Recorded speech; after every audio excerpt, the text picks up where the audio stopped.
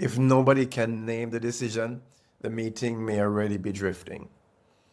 And I've seen this happen many times. Good people, experienced people, people who care about the business.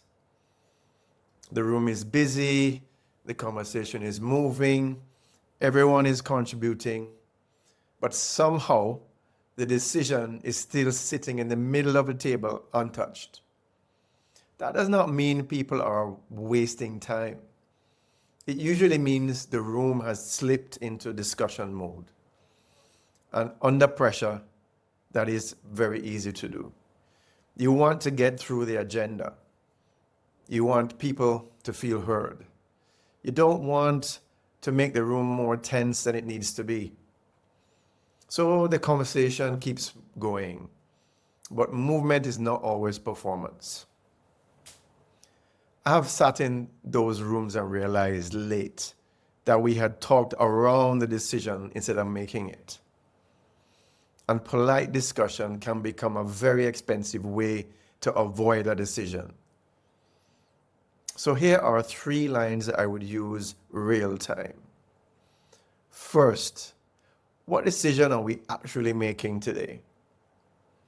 Second, who owns the next step from here? And third, what trade-off are we accepting if we go this way? These 3 lines are simple, but they make the room choose. They don't attack anyone. They don't embarrass anyone. They bring the conversation back to the work. Because many senior teams do not need longer meetings. They need cleaner decisions. So before your next leadership meeting, write the decision at the top of the agenda. Not the topic, the decision.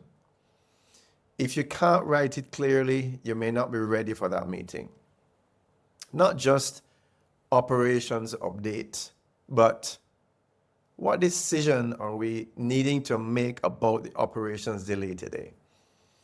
Not just people update, but who owns the staffing issue, by when, and what can I decide without coming back to this group?